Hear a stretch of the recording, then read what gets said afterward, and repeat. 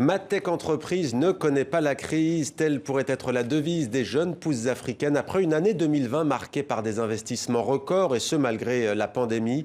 Alors quels sont les secrets de cette embellie? Avec nous pour en parler, Mohamedou Diallo, bonsoir. Bonsoir. Soyez le bienvenu sur TV5 Monde. Vous êtes journaliste, fondateur et directeur général de CIO Mag, un magazine africain dédié au secteur de l'IT, l'intelligence, comme on pourrait dire, la technologie, l'intelligence numérique. C'est ça, technologie numérique. CIO, donc c'est édité, c'est panafricain, c'est édité dans une vingtaine de pays du continent. Avec nous également en direct de Dakar, Samir Abdelkrim. Merci d'être avec nous. Vous êtes entrepreneur, ex-chroniqueur pour la presse française, Le Monde, Les Échos, le HuffPost aussi, et vous êtes aujourd'hui à la tête d'Emery Valley que vous avez fondé, auteur aussi d'un livre, Startup Lions au cœur de l'African Tech. Merci d'être avec nous et restez avec nous. On va commencer avec vous, Mohamedou Diallo. Alors d'abord, les jeunes pousses africaines ont reçu plus de 700 millions de dollars. On voit ce chiffre, c'est plus 43% par rapport à 2019. Comment expliquez-vous cette progression ? C'est une belle aubaine d'avoir ces rentrées de fonds pour les entreprises tech africaines.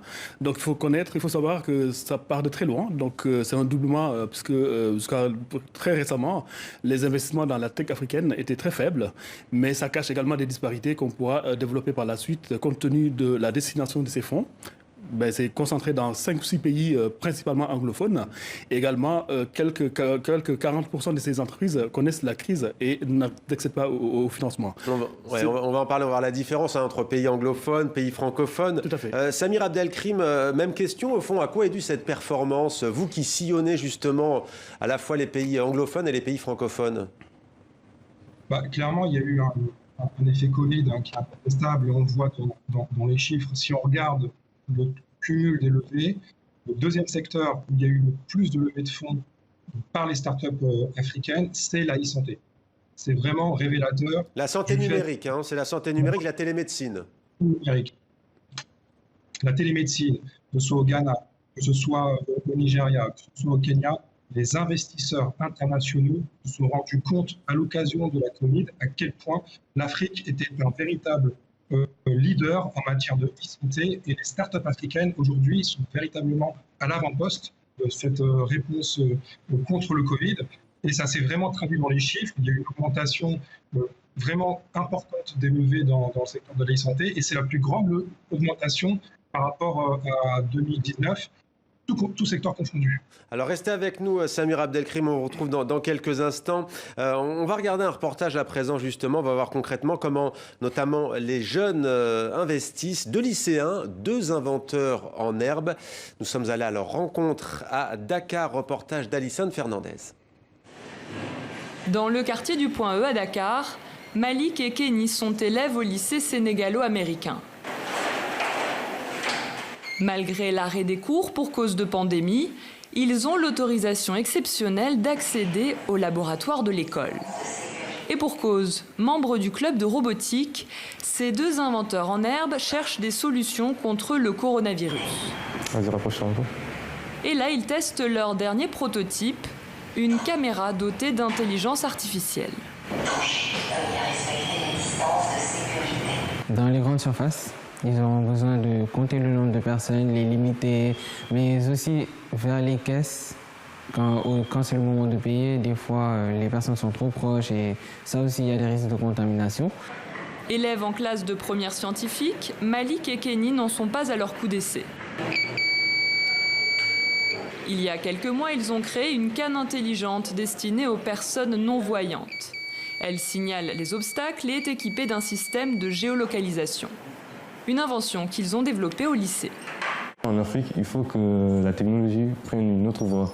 Celui de trouver des solutions, celui d'être mieux rapproché de la population, etc., etc.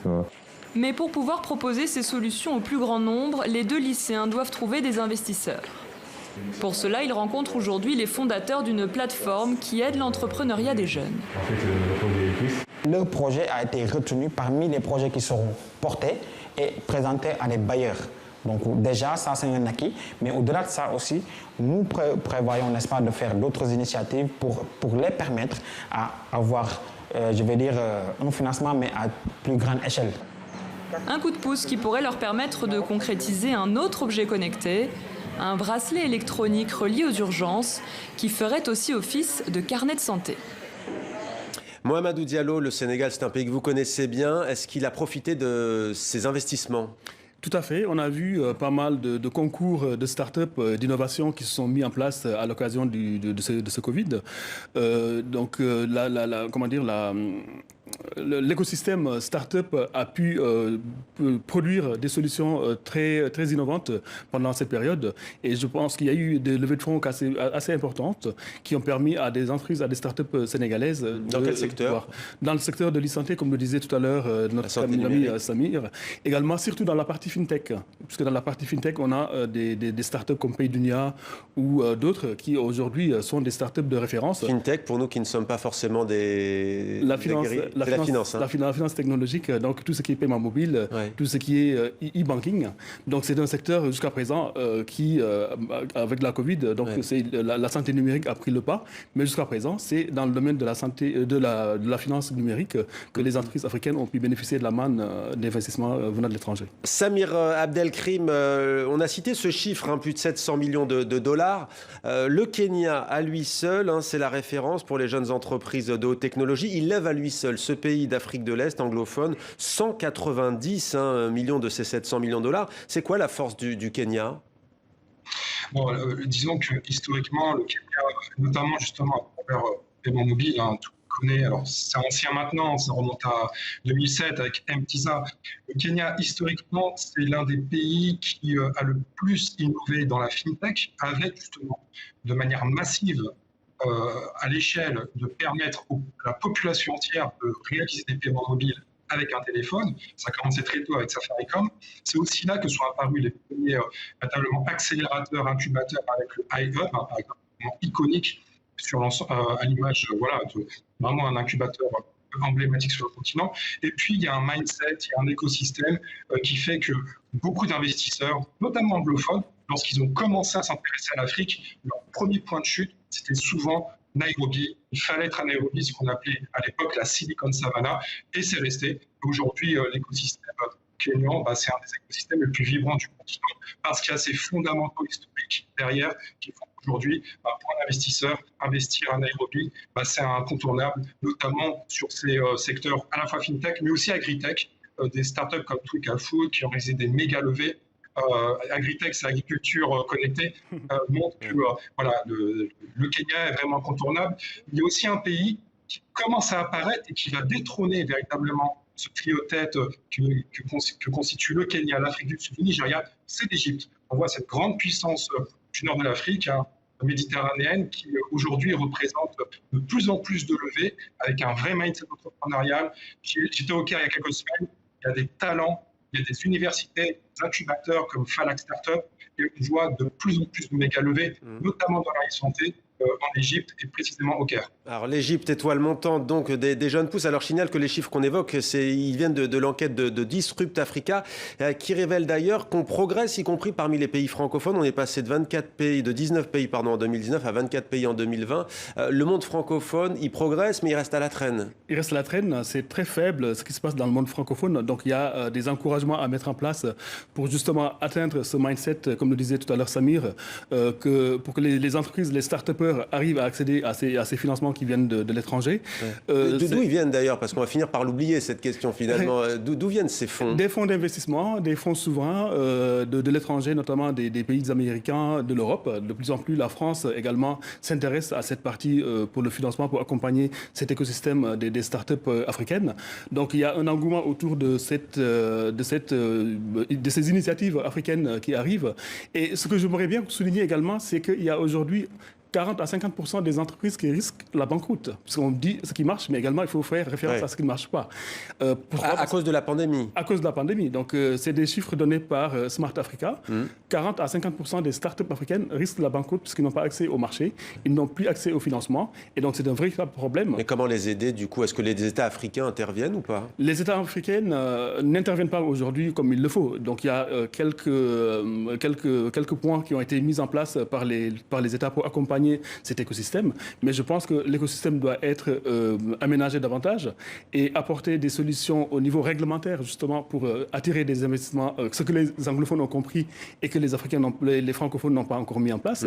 Donc, mettre en place un environnement réglementaire assez dynamique pour attirer ces investissements et également attirer davantage des talents. Il faut les former. Il faut les mettre en selle pour qu'ils puissent justement accéder à tous ces marchés. Samir Abdelkrim, on vous voit acquiescer, mais tout de même, hein, sans vouloir jouer le rabat-joie, la question se pose pour l'Afrique, pour l'Europe, pour l'ensemble des continents du monde. La tech, on sait qu'elle est très créatrice de richesses. Est-ce qu'elle l'est pour autant des emplois? C'est pas sûr, au fond. Si on prend par exemple le segment du early stage, les startups qui sont vraiment au démarrage, vous serez étonné de voir les créations d'emplois. Alors, par exemple, il était cité quelques jeunes pépites sénégalaises précédemment, c'est des startups qui recrutent. Parfois, alors la fintech, parce que c'est en plein boom, hein, on sait bien pourquoi aujourd'hui avec le Covid, quelque part, la fintech contribue à être un geste barrière. Voilà. Donc, on dématérialise l'argent. Et ce qu'on observe dans le early stage, c'est que c'est souvent ces startups en début de croissance qui parfois doublent leurs effectifs, qui recrutent beaucoup, et où l'impact se retrouve beaucoup. C'est pour ça qu'on a besoin d'investisseurs, c'est pour ça qu'on a besoin de fonds, des Partech Africa, des Green Tech, etc., des programmes d'accompagnement pour aider ces startups à traverser cette vallée de la mort, parce que c'est à ce moment-là de leur vie où il y a beaucoup de croissance, parce qu'elles apportent une solution concrète à des vraies problématiques terrain, qu'elles vont recruter.